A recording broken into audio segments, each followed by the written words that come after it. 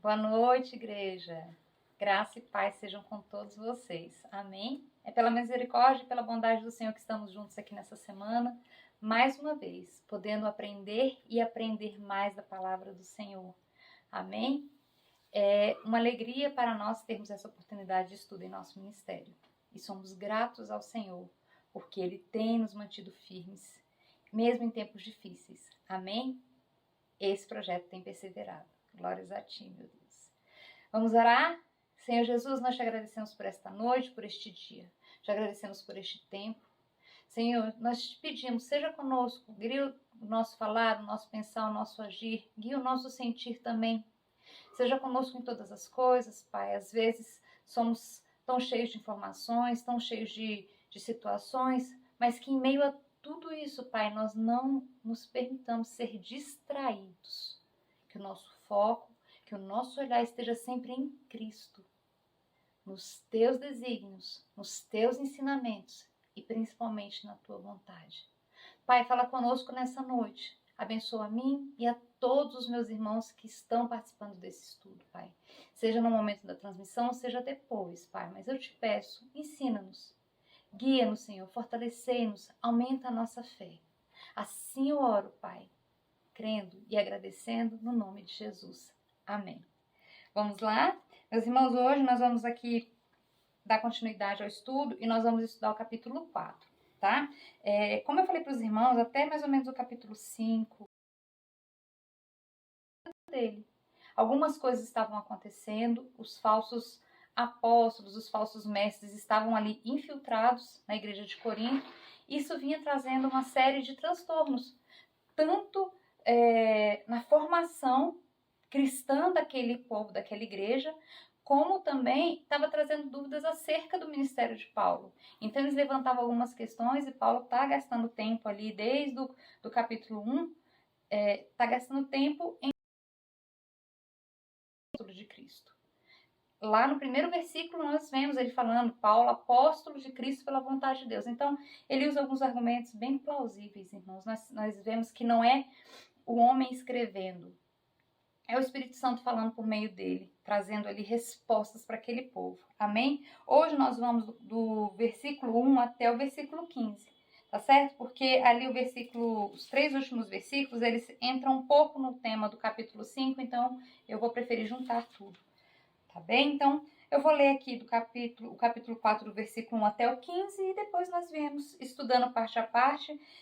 São duas partes, mas tudo dentro do mesmo assunto. Amém? Vamos lá, então.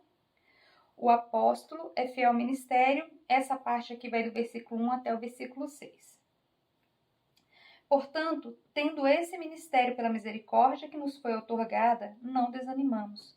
Pelo contrário, rejeitamos os procedimentos secretos e vergonhosos. Claro ensino público da verdade, recomendamo-nos a consciência de todas as pessoas perante a Deus. Contudo, se o nosso evangelho está encoberto, para os que estão perecendo é que está encoberto. O Deus desta era perversa, o Deus desta presente era perversa, cegou o entendimento dos descrentes, a fim de que não vejam a luz do evangelho da glória de Cristo, que é a imagem de Deus. Mesmos como vossos servos por causa de Jesus. Porquanto foi Deus quem ordenou, das trevas resplandeça a luz. Pois ele mesmo resplandeceu em nossos corações para a iluminação do conhecimento da glória de Deus na face de Cristo. Versículo 7.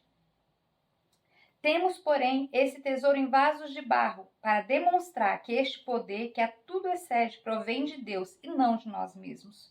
Sofremos pressões de todos os lados, contudo, não estamos arrasados. Ficamos perplexos com todos os acontecimentos, mas não perdemos a esperança. Somos perseguidos, mas jamais desamparados, abatidos, mas não destruídos, trazendo sempre no corpo o morrer de Jesus, para que a vida de Jesus da mesma forma seja revelada em nosso corpo.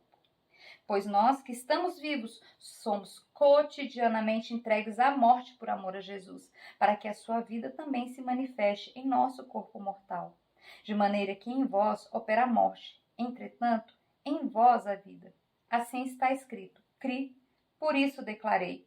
Com esse mesmo espírito de fé, nós igualmente cremos e por este motivo falamos.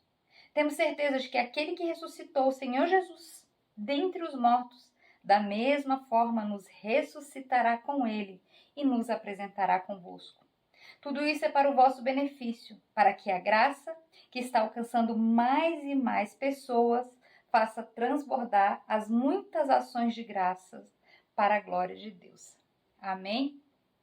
Irmãos, são textos muito preciosos e assim, eu sempre olho para Paulo e percebo o quanto esse chamado dele nos constrange. Nós sabemos que todos temos algum tipo de chamado, nós sabemos que todos nós vamos estudar aqui nessa carta, que todos fomos chamados ao ministério de reconciliação. Mas Paulo, ele sempre se doou tanto depois que ele recebeu a Jesus e ele não poupou esforços, e isso nos constrange um pouco, irmãos, a darmos mais, a nos oferecermos mais, dentro daquilo que a gente consegue, a gente ir gradativamente aumentando um pouco mais o tempo que a gente dedica a Deus, o tempo que a gente dedica ao evangelismo, encontrando meios de fazer as pessoas perceberem que você é cristão e que você quer levar essa mensagem também, sabe? Da gente fazer as pessoas serem atraídas pelo Evangelho de Cristo. Então, que sempre que a gente parar para estudar um pouquinho as cartas de Paulo, a gente pense nisso, sabe? Como a gente pode estar sendo um cristão melhor, como nós podemos estar sendo servos melhores, dentro daquilo que o Senhor nos chamou, claro, mas sempre fazendo o nosso melhor, irmãos. Amém? Vamos lá? Então, nesse capítulo, Paulo continua dando fortes argumentos a respeito de seu ministério, sobre o fato dele ter sido chamado por Cristo e pela vontade de Deus. Nos capítulos passados, vimos 4 argumentos dados por Paulo para demonstrar que, se não fosse a presença de Deus, ele jamais estaria alcançando tantas pessoas, tantas conversões. Então, esses 4 argumentos são isso que a gente viu até aqui, irmãos. Deus sempre o conduz vitoriosamente em Cristo. Irmãos, não importa o que Paulo passe. Os convertidos continuam aumentando, as igrejas continuam crescendo e se firmando. Então, ele sempre anda em vitória, certo? Porque ele está em Cristo. Amém? Então, é Deus quem o sustenta ali. A autoridade que Deus lhe deu para evangelizar é inegável. Esse é o segundo ponto que ele traz como argumento. Terceiro ponto, somente Deus poderia manter a sua confiança inabalável, mesmo apesar de tantas perseguições. Como ele disse, irmãos, nos capítulos passados, que a confiança dele é inabalável. Então, o que mantém a pessoa sofrendo a ponto de morrer firme? Eles sabem quem ele tem crido. Amém? Glória a Deus. E o quarto ponto é que a glória do seu ministério era crescente, em contraste com a glória desvanecente do ministério daqueles falsos apóstolos que defendiam o ministério judaico. Que agora nós acessamos o Pai diretamente, como que face a face, porque o véu foi rasgado por Cristo, aleluia. Enquanto os judeus, não, eles continuam ali crendo nessa glória que ela se desvanece. Por quê?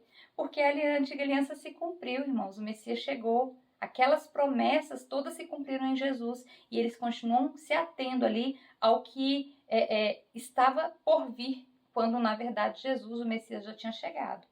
Amém? Paulo defende que a glória crescente como uma característica que sempre vai ser perceptível na nova aliança, onde somos transformados dia após dia conforme a imagem de Deus, por meio do seu Espírito Santo. Todas as vezes que nós tomamos a decisão de aprender mais de Deus, de conhecê-lo mais e trazer aquilo para a nossa prática, para a nossa vida, o Espírito Santo se empenha em nos ajudar naquilo. E nisso nós somos transformados dia a dia conforme a semelhança de Deus. E essa glória que vai crescendo, essa glória que ele chama de glória crescente, é por quê? Porque o próprio Deus vai se refletindo em nós, por meio dos nossos hábitos, por meio das nossas atitudes, por meio da palavra que nós levamos. Amém? No capítulo 4, Paulo argumenta que não era apenas o legalismo da lei que prejudicava os judeus de receberem a Jesus como Salvador. Ele afirma que a incredulidade dos judeus se dá também ao fato de que Satanás cegou o entendimento deles. Então nós vamos ver que, claro, tinha incredulidade do coração ali, natural. O homem, adâmico, ele tem naturalmente essa incredulidade, ele está debaixo do pecado, então tinha essa característica ali do homem presente naqueles judeus, mas ele deixa claro que alguns judeus e alguns gentios não recebiam ao Cristo por conta do fato de Satanás estar aqui nesse mundo, andando com ele e seus anjos, buscando cegar o entendimento. Amém? Dos incrédulos. Aleluia. Para defender essa afirmação, ele inclusive cita alguns pontos específicos no capítulo 4. Ele diz que nunca alterou a mensagem que ele pregava para assim ganhar simpatia e aceitação por parte dos judeus. Então, uma das coisas é porque às vezes a mensagem de Paulo era muito dura, irmãos, e ainda é para nós, né? Quando nós ainda não estamos transformados, né? Nossa mente transformados conforme ele é a vontade de Deus em muitas coisas, a mensagem chega e ela parece ser muito dura. Eu vejo, às vezes, quando eu olho para trás, logo no meu início da minha conversão, que eu sabia que eu teria que mudar alguns hábitos de vida mesmo, do meu cotidiano, e aquilo ali, quando eu era exortada por alguém, eu tenho pessoas que sempre caminharam comigo desde que eu me converti, que sempre oraram pela minha conversão e que me ajudaram no processo de crescimento, irmãos. E às vezes elas pontuavam algumas coisas, e elas pontuavam sempre à luz da palavra de Deus. Então, quando elas pontuavam, eu via que aquilo ali estava... Não era muito fácil, irmãos. É algo que a gente vai realmente se entregando à vontade de Deus, pedindo auxílio do Espírito Santo para que a mudança chegue, porque às vezes é isso, para nós é muito duro, né? A linha de corte, ela é muito firme ali. Isso aqui sim é caminhar conforme a vontade de Deus, isso aqui não. E aí ele fala, eu nunca mudei minha mensagem para poder ficar mais fácil, ou para as pessoas olharem com mais, olha essa palavra, olha, Deus é amor? Sim, irmãos, Deus é amor, aleluia. Mas andar segundo a vontade de Deus é abrir mão das coisas do mundo, é viver o seu amor, é viver a sua vontade, é viver os seus desígnios, isso nem sempre é fácil. Então ele diz, eu nunca mudei minha mensagem. Eu sempre andei reto, eu sempre fui fiel àquilo que Deus me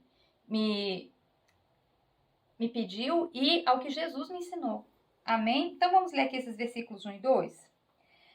Portanto, tendo esse ministério pela misericórdia que nos foi otorgada, não desanimamos. Pelo contrário, rejeitamos os procedimentos secretos e vergonhosos e não fazemos uso de qualquer tipo de engano, nem torcemos a palavra de Deus, mas por meio do claro ensino público da verdade, recomendamos-nos à consciência de todas as pessoas perante Deus.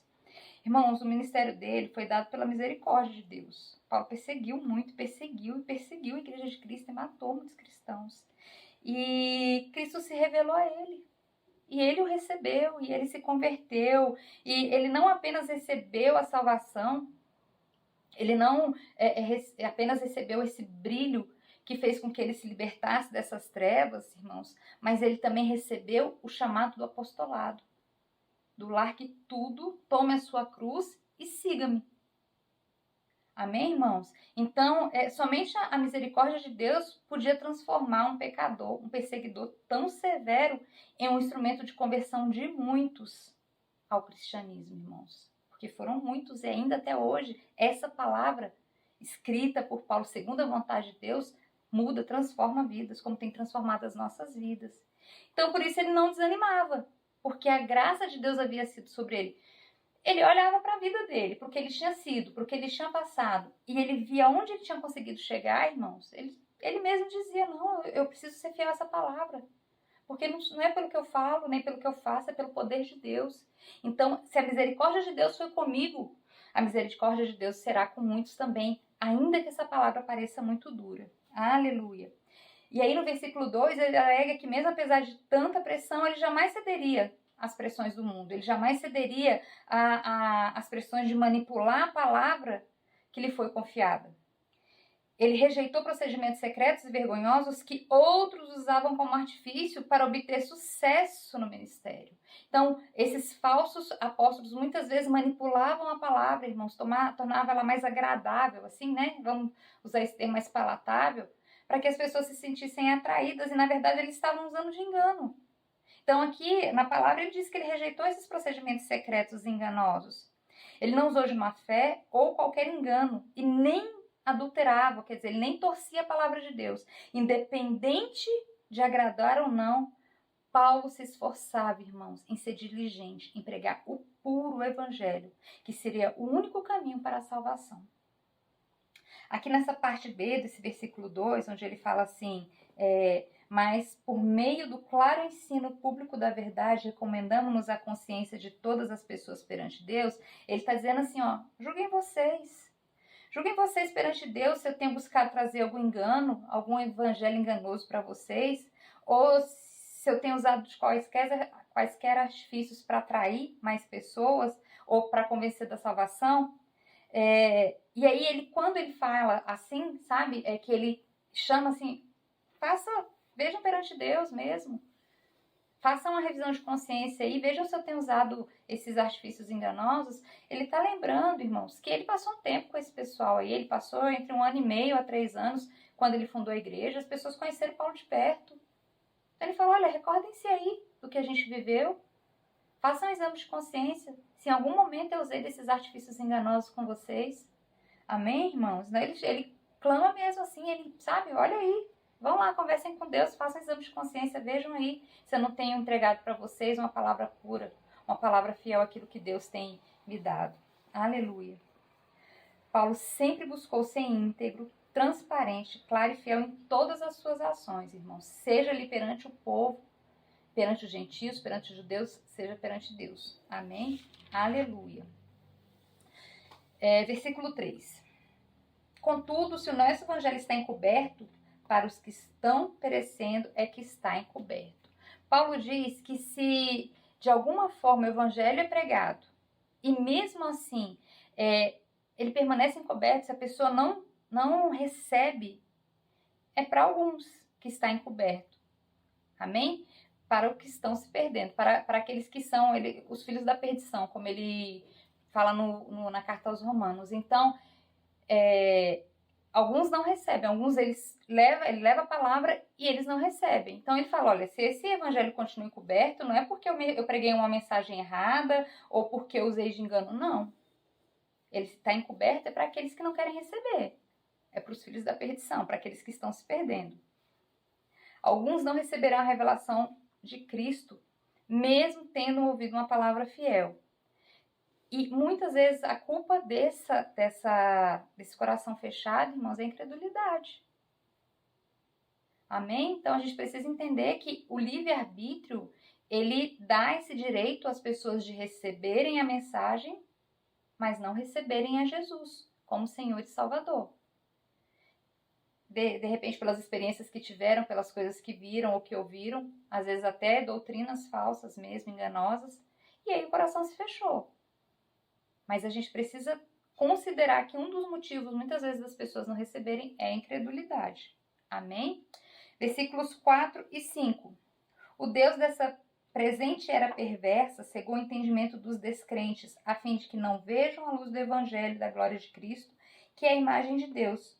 Pois não pregamos a nós mesmos, mas a Jesus Cristo, o Senhor, e a nós mesmos como vossos servos por causa de Jesus. Então aqui, eu falei que tem um motivo da incredulidade. A pessoa ela tem essa liberdade de não receber a Jesus mesmo tendo ouvido a palavra da salvação. Ouviu e não creu. Mas Paulo está trazendo aqui que muitas vezes as pessoas não recebem essa palavra também por conta de Satanás estar solto nesse mundo junto com seus anjos, cegando o entendimento dos gentios, dos judeus, de muitos incrédulos. Amém?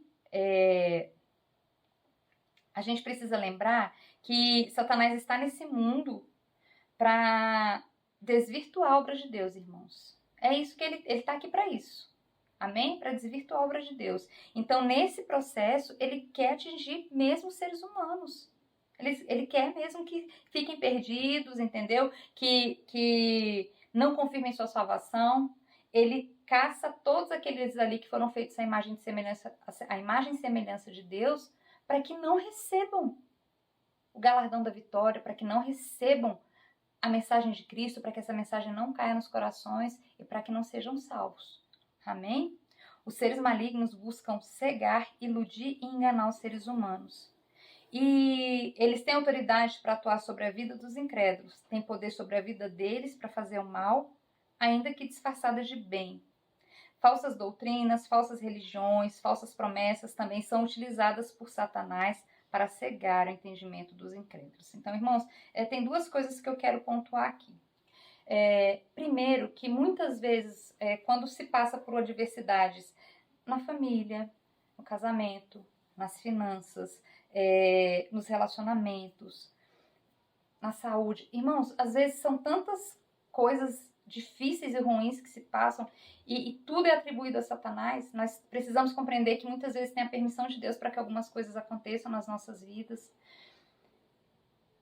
Mas ele fica mesmo, realmente procurando encontrar situações, ele fica em derredor buscando a quem possa tragar. E ele usa os artifícios que ele tem neste mundo, nessa terra caída, para conseguir alcançar seus objetivos. Então, normalmente é muito fácil a gente concluir que Satanás agiu assim, ou os seus anjos, quando nós vemos muitas coisas ruins acontecendo.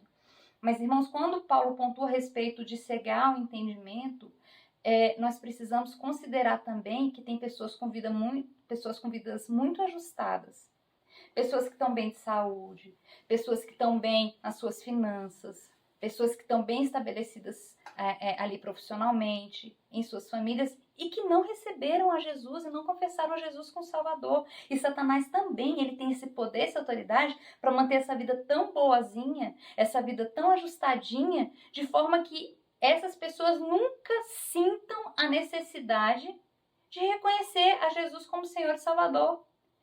Então, irmãos, ele fica o tempo todo tentando buscar artifícios de acordo com cada pessoa ali, para que ela realmente não busque a Jesus ou não receba, irmãos. Então, muitas vezes, a gente só olha que Satanás está ali só causando mal, mas às vezes o mal que ele causa é um mal invisível.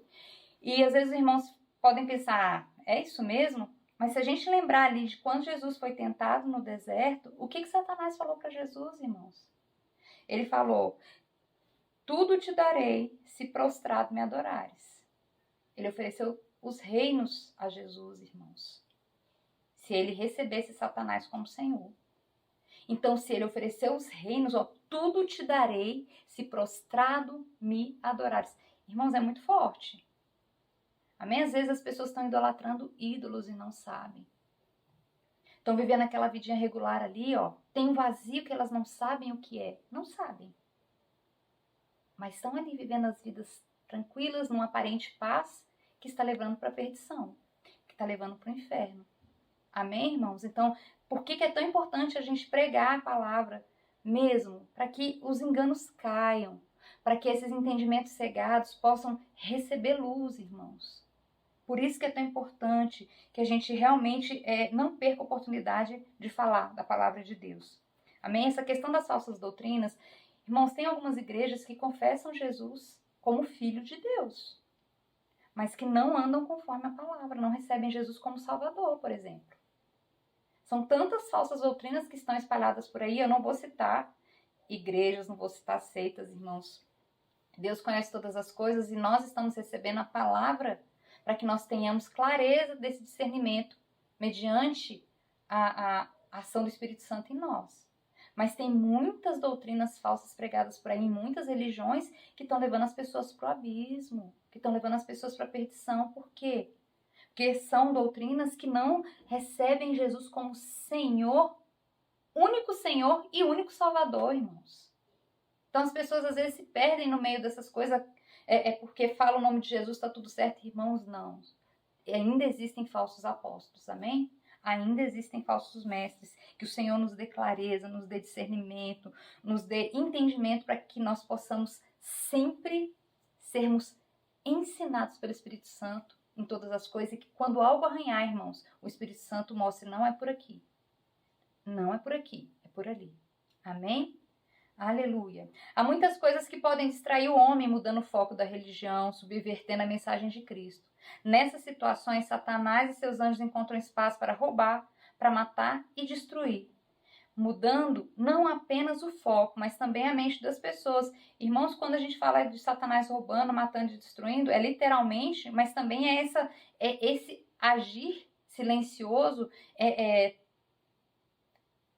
transformando a visão de que coisas boas são puramente boas, porque, irmãos, o reino de Deus não é deste mundo.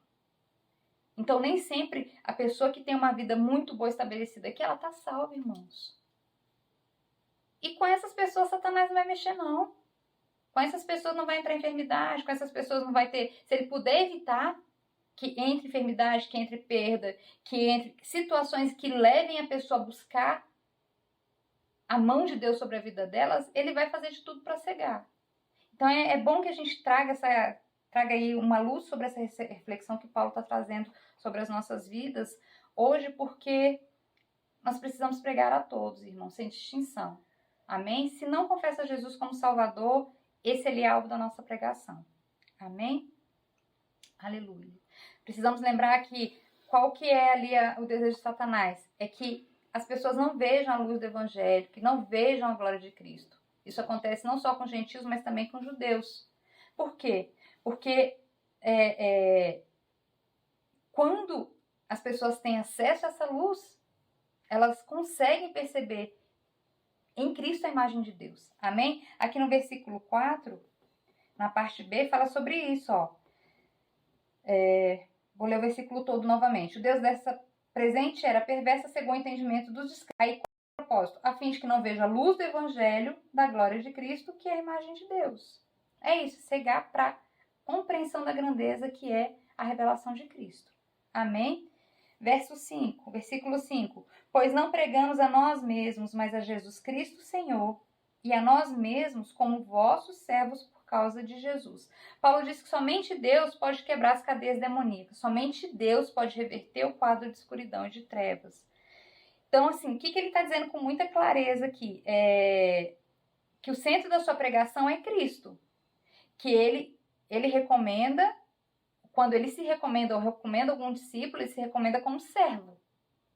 Amém? Mas que a grandeza ali, o centro é a pregação de Cristo. Por que o centro é a pregação de Cristo? Justamente pelo que eu falei, porque somente Deus pode agir nesses corações que estão endurecidos, que estão obscurecidos, quebrando essas cadeias demoníacas e trazendo uma nova revelação. Revelação de Cristo. Amém? No versículo 6, porquanto foi Deus quem ordenou das trevas resplandeça a luz, pois ele mesmo resplandeceu em nossos corações para a iluminação do conhecimento da glória na face de Cristo. Irmãos, quando Paulo fala que ele mesmo resplandeceu em nossos corações, ele está fazendo menção a ele próprio. Ele está se referindo ali ao entendimento dele que também foi cegado por tanto tempo. Amém? Então a gente precisa entender que Paulo, aquele tempo todo que perseguiu a igreja de Cristo, ele estava nas trevas. Ele estava ali com a visão dele turva, com o entendimento dele obscurecido, irmãos. Então ele mesmo se coloca aqui nesse versículo. Ele mesmo resplandeceu em nossos corações para a iluminação do conhecimento da glória de Deus na face de Cristo. Quando ele fala das trevas, resplandeceu a luz, ele faz referência a Damasco. Porque quando a gente vai lá estudar Atos 9, ler Atos 9, a gente vê que ele narra que houve um clarão, que houve uma luz vinda do céu e que resplandeceu ao seu redor e o fez cair por terra. É exatamente esse termo que tem na minha tradução lá em Atos 9. Resplandeceu ao seu redor e o fez cair por terra. Então, quando ele fala que resplandeceu em nossos corações, essa luz que o fez cair por terra é a luz que fez com que ele, a partir dali, abrisse seu coração. Naquele momento chegou a iluminação, irmãos. Naquele momento, o conhecimento da glória de Cristo chegou por meio de sua face. Então, ele fala, olha, ele está aqui falando, né, argumentando todas as coisas, e a gente percebe que versículo a versículo ele fala, olha, nós somos servos, mas é o poder de Deus quem opera. É o poder de Cristo em nós operando. Amém? E com ele não foi diferente. Ou seja, ele afirma que ele não tem controle dos resultados da sua pregação, irmãos. Ele é chamado para pregar. A palavra vai ser entregue. E essa é a nossa função. Paulo pregou, mas somente Deus tem o poder de fazer a sua luz brilhar na mente do incrédulo. Irmão, somente o poder de Deus. Mais incrédulo do que Paulo era, mais perseguidor do que ele era da igreja. E aí ele fala que essa luz resplandeceu, irmãos, foi porque foi o próprio Cristo ali. Paulo não teve uma visão, Paulo teve a presença. Amém? Que mudou toda a trajetória da vida dele. Toda a trajetória da vida dele. Como eu já falei com os irmãos, Paulo era um homem de posses, Paulo era um homem extremamente respeitado. Paulo era mestre, era fariseu. Amém? Andava entre os nobres. E depois daquele momento em que a face de Cristo resplandeceu sobre a vida de Paulo, sobre o coração, sobre a mente dele, irmãos, Paulo abriu mão de todas as coisas. Amém? Bem, assim posto, os falsos apóstolos não poderiam condenar Paulo pelo fato dos judeus não receberem a Cristo. Porque um dos argumentos que eu já falei para os irmãos que esses falsos apóstolos utilizavam é: nossa, mas ele não conseguiu ali convencer nem os dele, nem os da casa dele, nem os próprios judeus recebem a mensagem dele. Como que ele diz que ele é apóstolo de Cristo, que ele é apóstolo que é enviado por Deus, se essa mensagem de Cristo nem os compatriotas dele recebem? Então ele está dizendo aqui, eles não recebem, não é por minha causa. Eles são incrédulos, muitas vezes porque têm um coração endurecido, e muitas vezes porque eles estão sendo cegados pelo agir de Satanás e de seus anjos nessa terra. Então aqui ele dá fortes argumentos para dizer: olha, eu prego, eu faço conforme o Senhor envia, mas é Deus quem tem poder para mudar situações, é Deus quem tem poder para alcançar os corações, e tantos chegam e tantos se convertem, não é pelo meu falar ou pelo meu fazer, é pelo agir de Deus. Amém? Aleluia. E aí aqui ele continua trabalhando na sua defesa a partir do versículo 7, e a partir desse versículo, depois ele argumentar nessa questão dos judeus, do porquê dos judeus não receberem a pregação e disso não depender dele, ele vem argumentar um pouco novamente acerca do porquê ele passar por tantas tribulações, do porquê ele passar por tantas perseguições, por tantos sofrimentos, por tantas aflições. Então aqui ele vai fazer isso mais algumas vezes aqui nessa carta, mas aqui mais uma vez ele gasta um tempo argumentando sobre esses assuntos. Então ele mostra que é permissão do Senhor na vida dele. Amém? Então vamos lá no versículo 7. Temos, porém, esse tesouro em vasos de barro, para demonstrar que este poder que a tudo excede provém de Deus e não de nós mesmos. Então, quando Paulo fala de tesouro, ele fala... O tesouro ao qual ele se refere é o conhecimento da glória de Deus na face de Jesus Cristo. É o próprio Evangelho, irmãos. Então, para esse tesouro ao qual ele fala, é o próprio Evangelho na plenitude da sua glória. Amém? Então, ele fala que ele tem esse tesouro em vasos de barro. E quando ele fala de vasos de barro, ele está usando a descrição de algo daquela época. Amém, irmãos? Que era comum ali. Que ele se chama de vaso de barro por conta da natureza humana, que é fraca, que é caído, que é frágil. Então, assim como vasos de barro eram frágeis porque se caíssem quebrável, ele se coloca nessa posição de vaso de barro. Amém? Porque ele fala que se comparado ao Evangelho e à glória de Deus, o ser humano é insignificante. Então, assim, ele está se colocando, por isso temos esse tesouro em vasos de barro. Qual tesouro? A plenitude do conhecimento de Deus. A revelação de Cristo. Em vasos de barro, por quê? Porque o homem precisa entender a sua insignificância. Então, esse tesouro que andava nesse vaso de barro era um tesouro que estava ali resplandecendo, graças à misericórdia e bondade do Senhor, mas que esse vaso de barro precisava sempre compreender o seu lugar. Amém? Glória a Deus, Pai. Paulo usa a ideia de que a insuficiência absoluta do ser humano revela a grandeza e a total suficiência de Deus em praticamente toda a segunda carta aos Coríntios. Ele faz essa analogia do vaso de barro utilizando características daquela época, onde era costume esconder tesouros em vaso de barro, que exteriormente não tinham nenhum adorno nem chamavam a atenção. Paulo usa a ideia de que a insuficiência absoluta do ser humano revela a grandeza e a total suficiência de Deus. Amém, irmãos? Nós precisamos ter isso muito firme dentro de nós. Paulo se coloca como vaso de barro no qual está contido o tesouro do conhecimento da glória de Deus na face de Jesus Cristo. O que importa é o tesouro e não o barro. Aleluia.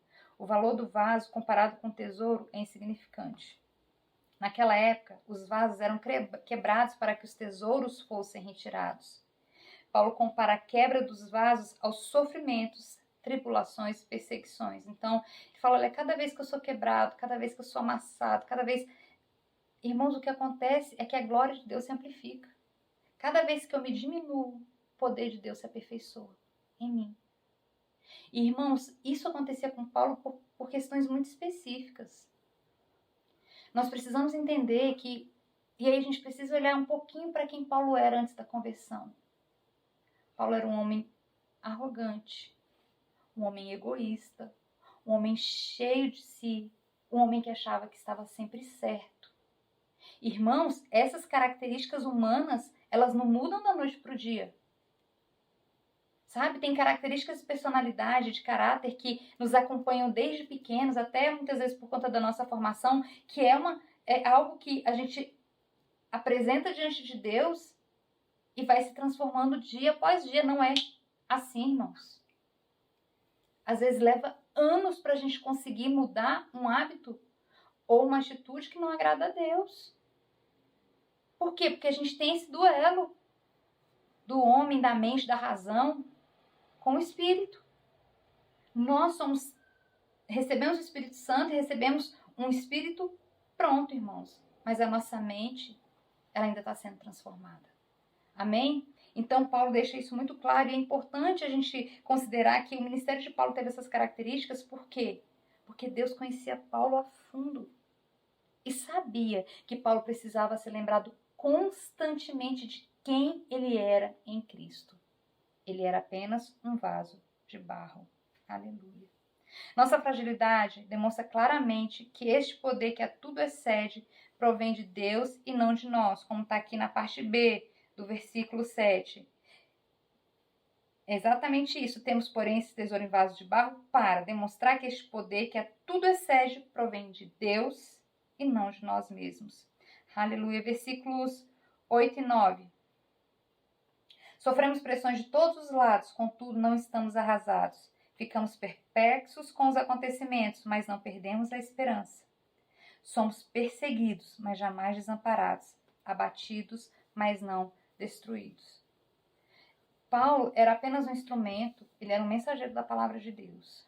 E Paulo, ele cita lá na frente, quando nós fomos estudar o capítulo 12, que foi colocado um espinho na carne, para que ele não se tornasse arrogante. Na minha tradução fala isso, para que eu não me tornasse arrogante, me foi colocado um espinho na carne. Em algumas traduções vai estar, me foi colocado um espinho na carne para que eu não me exalte. A fragilidade do barro precisava estar sempre evidente, para que esse vaso jamais se sobrepusesse ao brilho da joia, que era a revelação de Cristo. Amém? Quando olhamos para Saulo fariseu, a gente precisa estar sempre com isso muito firme, irmãos, que a gente entende um pouquinho mais do porquê que Deus sempre trazia essas marcas em Paulo, para que ele jamais se esquecesse do alvo dele e de onde vinha o poder que operava ali por meio dele. Nesses versículos que ele fala aqui dessas pressões que ele sofria de todos os lados, nós vemos alguns contrastes e que nos fazem perceber que, irmãos, Deus dá o escape para todas as circunstâncias. Deus jamais vai nos dar uma situação além daquela que nós podemos suportar. A própria palavra diz. Então ele fala aqui, no versículo 8, sofremos pressões de todos os lados, contudo não estamos arrasados, irmãos. Ele fala, olha, quando ele fala que não estamos arrasados, ele fala, nós não estamos angustiados. Amém? As pressões estão vindo, mas nós não estamos desesperados. Nós estamos mantendo ali a nossa paz. Aleluia. Ele fala, ficamos perplexos com os acontecimentos, mas não perdemos a esperança. Ou ele fala, nós não desanimamos. Nós mantemos a nossa esperança, a nossa confiança. Aleluia. Versículo 9, somos perseguidos, mas jamais desamparados. Essa questão do desamparados é tão bacana porque faz menção às pessoas que estavam ali por perto dele. Sempre tinha gente ajudando Paulo. Sempre tinha os irmãos ali que estavam ali mesmo nas perseguições, junto de Paulo, ajudando ele, fortalecendo ele, reanimando ele. Aleluia. Fossem os discípulos, fossem os companheiros de jornadas, irmãos, ele não se sentia só. Aleluia. E ele fala, abatidos, mas não destruídos. Irmãos, o abatimento vem para todos nós em algum momento, em alguma situação. Mas ele fala, olha, abatidos, mas não destruídos. Ele não caía nesse abatimento a ponto de desistir. Amém? Quando ele fala não destruídos, ele não jogava fora toda aquela obra que Deus tinha colocado nas mãos dele. Ele falava, não desisto. Paulo tinha certeza que a força e que a alegria que ele precisava para permanecer vinham do Senhor. Assim como o salmista diz ali nos Salmos. Amém? Então é muito bacana ele falando, olha, sofremos pressões de todos os lados. Irmãos, muitas vezes é importante a gente fazer essa reflexão. Olha para a pressão que você está sentindo nesse momento, para aquilo que está te afligindo. E fala, olha o agir de Deus. Contudo, eu estou ali, sofrendo pressão de todo lado, mas eu não me angustio, eu não me desespero. O Senhor é comigo, eu mantenho a minha paz. Fico perplexo com algumas coisas que acontecem comigo, mas eu não perco a esperança, eu não desanimo. Aleluia. Às vezes a gente se sente perseguido, mas não se sente desamparado, irmãos. Sabe, mesmo quando faltar aquela mão amiga, irmão, sinta-se no colo do Senhor, Ele tem cuidado de nós. Aleluia. E quando o abatimento vier, lembre-se, o Senhor é nossa força. Amém? Ele renova nossas forças a cada manhã. Aleluia. Paulo recebeu revelações, irmãos, que ninguém mais recebeu. Paulo foi até o terceiro céu. Aleluia. Paulo, ele tinha uma comunhão íntima e perfeita com o Senhor. Coisas desse tipo, desse nível de revelação que ele recebia, dessa intimidade que ele tinha com o Senhor, irmãos, isso podiam subir a cabeça de Paulo. É o que eu falo. Deus nos conhece todo, Ele sabe dos nossos limites. Então, pelaquilo que Paulo foi, pela transformação que ele vinha passando, em algum momento aquilo podia subir a cabeça dele. Então, quando ele se via frágil, quando ele se via pequeno, quando ele se via afligido, ele tinha plena consciência de que se não fosse o Senhor que estivesse ao seu lado, ele já teria sucumbido. Já teria sido morto numa daquelas cadeias, numa daquelas prisões, numa daquelas perseguições, irmãos. Então, Deus sempre permitia que Paulo andasse numa linha de corte ali, em que ele era preservado e ele sabia que quem o mantinha ali ainda, ministrando o evangelho, era o próprio Deus. Amém? Aleluia. Deus não poderia ter um apóstolo arrogante, orgulhoso e cheio de si, irmãos. Amém? Aleluia. Versículo 10. Trazendo sempre no corpo o morrer de Jesus, para que a vida de Jesus da mesma forma seja revelada em nosso corpo. Aleluia. Vou até o 12. Pois nós que estamos vivos somos cotidianamente entregues à morte por amor a Jesus, para que a sua vida também se manifeste em nosso corpo mortal, de maneira que em nós opera a morte, enquanto em vós a vida. Isso cai um pouco no que eu estava falando, amém? Que Paulo vivia sempre nesse limite de sofrimento físico, mental, espiritual, e essa morte diária de Paulo era sempre para que a vida de Cristo pudesse se manifestar, irmãos. Sabe, esse limite que ele vivia era sempre ali uma forma de que o poder de Deus se amplificar, a glória de Deus crescer e crescer ali por meio de Paulo. Levar no corpo o morrer de Jesus. Ele sabia que a qualquer momento ele poderia morrer, irmãos. Era muita coisa que Paulo passava. Então, ele entregava seu ser completamente a Deus e a sua obra. Ele sabia que ele estaria aqui nesta terra até o momento que Deus estipulasse. Que quem tinha o controle sobre a vida dele, o poder sobre a vida dele era Deus. Não era a hora que os homens quisessem matá-lo. Era quando a obra dele aqui se encerrasse e Deus quisesse levá-lo para a glória. Amém? Aleluia. Sua perseverança, resiliência e fidelidade, apesar de tantos sofrimentos, eram a prova de que Deus era quem o sustentava e fortalecia. Paulo nos ensina a entregar nossas vidas, nossa segurança, nossos projetos, nosso ser, tudo a Deus. O sentido da nossa existência é cumprir a vontade de Deus, mesmo que isso implique em viver momentos difíceis, para que a glória de Deus se manifeste. Nós não podemos esquecer que Jesus disse que no mundo teríamos aflições. Nós não podemos esquecer que Jesus disse: aquele que quer me seguir, aquele deixe pai, deixe família, deixe irmãos, deixe filho, deixe tudo. Tome a sua cruz e siga-me. Irmãos, tomar a sua cruz é estar disposto a passar por sofrimentos também, por aflições também, por circunstâncias difíceis. Sabe, às vezes a gente pensa, mas eu não sou missionária, eu não sou evangelista, eu não estou no fronte de batalha. Irmãos, uma vez crentes, uma vez salvos, nós temos o chamado do ID. E a gente não pode achar que todas as vezes que nós estivermos nos esforçando para ministrar a palavra do Senhor, os ares, os espíritos malignos vão estar satisfeitos com isso, irmãos. Porque eles estão em derredor buscando a quem possa tragar, como eu já falei hoje. Então nós precisamos entender que é o mais importante, é que enquanto nós estivermos debaixo da perfeita vontade de Deus, como Paulo estava, nós estamos guardados, nós estamos protegidos e nós estamos prósperos. Mas Paulo prosperava, irmãos, Paulo prosperou. Quantas igrejas Paulo fundou? Paulo não teve ali, não faltou o seu alimento. Paulo mesmo, em meio a tantas cadeias, Paulo se sentiu cuidado por Deus, irmãos. Então, às vezes, nós precisamos mudar alguns conceitos. Porque a gente só quer paz, tranquilidade, sossego, né? Aquela vidinha boa o tempo todo. Irmãos, o ministério cristão tem momentos complexos. Momentos que nos fazem crescer, momentos que nos fazem avançar. E, irmãos, muitas promessas às vezes só chegam quando nós passamos aí por essas situações de tribulação, onde é Deus provando a nossa fé, Deus provando a nossa fidelidade, Deus provando o nosso amor. Se na primeira dificuldade nós vamos estar reclamando, se na primeira oportunidade nós vamos estar murmurando. Irmãos, aonde a gente vê Paulo murmurando aqui?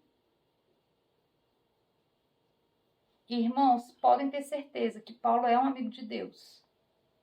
E quando eu falo amigo de Deus é porque como ele operou nessa terra e ainda opera por meio das cartas que ficaram.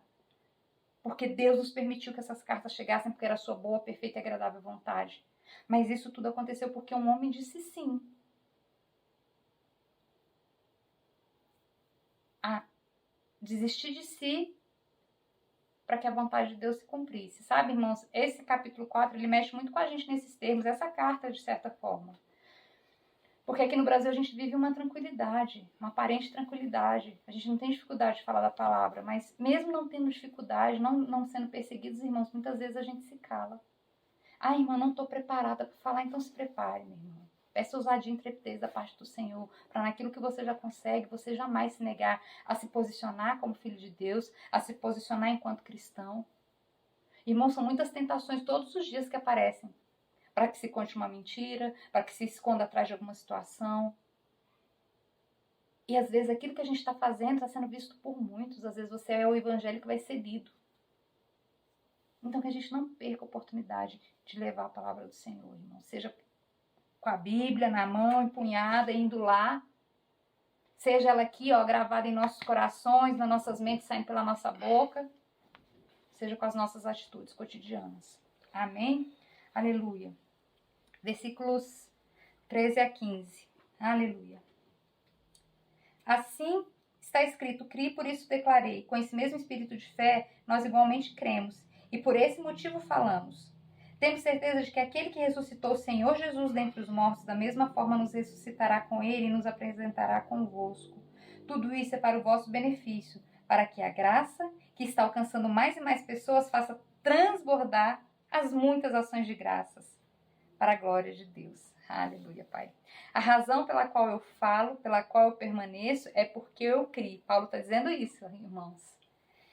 Assim como o salmista no Salmo 116:10, que é essa referência que ele faz aqui, que está escrito, criei, por isso declarei, aleluia. Ele fala, nós cremos e por isso nós falamos, mesmo apesar das tribulações. Eu creio que aquele que me chamou é fiel para cumprir tudo aquilo que ele tem me ensinado, tudo aquilo que ele tem me dito, tudo aquilo que ele tem falado. Aleluia. Crendo que aquele que ressuscitou o Senhor Jesus também nos ressuscitará com Jesus e nos apresentará convosco. Aleluia. Então ele está falando, olha, eu creio que aquele que ressuscitou o Senhor Jesus vai me ressuscitar também. E também vai ressuscitar vocês que receberam. Amém? Juntos estaremos naquele dia. Aleluia. Paulo, essa confiança aí, a gente vai percebendo que essa confiança dele, irmãos, estava na fé que ele tinha. Na crença que ele tinha de que ele seria ali ressuscitado. Ele cria com todas as forças dele na ressurreição dos mortos. Ele cria na vida eterna. Ele cria que ele estaria ali junto de Jesus, irmãos. Da volta de Jesus, da ressurreição de todos. Ali em Filipenses 1, no versículo 21, ele fala: viver é Cristo e o morrer para mim é lucro. Por que ele fala isso, irmãos? Por que morrer para ele é lucro? Porque passando dessa vida aqui para após a morte, é vida eterna. Ali quando formos ressuscitados com Cristo, ali naquele dia que Jesus vai levar a sua igreja, que os corpos serão glorificados, irmãos, Paulo ansiava por esse dia, ele já sabia que aqui, nesse mundo caído, o importante era fazer com que as pessoas recebessem a Jesus, mas ele estava contando os dias, o momento em que ele seria levado ali para a glória. Amém? Então ele não tinha esse apego com a vida, irmãos. Ele estava preparado para morrer a qualquer dia, porque ele sabia que não seria o fim. Muito pelo contrário, irmãos. Seria o início de um novo tempo. Aleluia. Aleluia. Paulo era convicto de que maior era o que estava por vir. E assim vemos Paulo defendendo seu apóstolo, certo de que era necessário ter a morte evidente em sua carne para jamais esquecer de sua fragilidade. Então ele fala, olha, eu passava por tantas tribulações porque eu precisava lembrar que todo esse tesouro que eu carregava não era meu, não era eu. Eu sou apenas um vaso de barro. E esse poder só vai ser revelado se ele se quebrar. Aleluia. Também tinha certeza de que morrer era lucro porque ele estava com Cristo. E tinha certeza de que suas muitas tribulações tinham peso de glória, porque sua pregação alcançava muitos, e assim se cumpria a vontade de Deus quando muitos se chegavam a Cristo. Aleluia. Então, irmãos, muitas vezes a gente pergunta o porquê das tribulações, a gente conversa com Deus, não é porque a gente não pode conversar com Deus, não, irmãos. Mas muitas vezes a gente passa por tantas situações e a gente fica, por quê? Às vezes pergunta para o Senhor, para quê? Senhor, aonde o seu nome vai ser glorificado? Como o seu nome vai ser glorificado? Eu estou passando com isso. Como que isso aqui vai contribuir para o reino? Me mostra, Pai. E às vezes a gente não vai entender, mas a gente pode perguntar ao Senhor. Senhor, se essa circunstância aqui é para exaltar e glorificar o seu nome, amém, Senhor. Seja a minha força. Seja a minha alegria, seja o meu refúgio nesse momento de tribulação. Porque o Senhor sabe dos meus limites.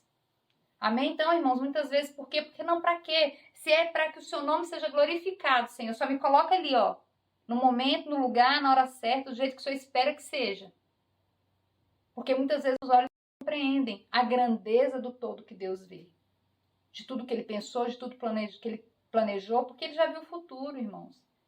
Sabe, não é tempo de reclamar, não é tempo de murmurar, irmãos. Às vezes nós nos sentimos como Paulo, pressionado por todos os lados.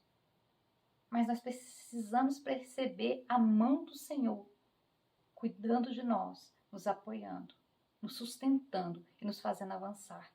Amém? Que o Senhor nos ensine a viver como cristãos verdadeiros, dispostos a viver como Ele quer que a gente viva e não como nós queremos. A perfeita vontade de Deus, irmãos, ela é maior do que a nossa. E eu posso dizer para os irmãos que é muito fácil a gente querer isso ou aquilo. Irmãos, nós podemos querer todas as coisas.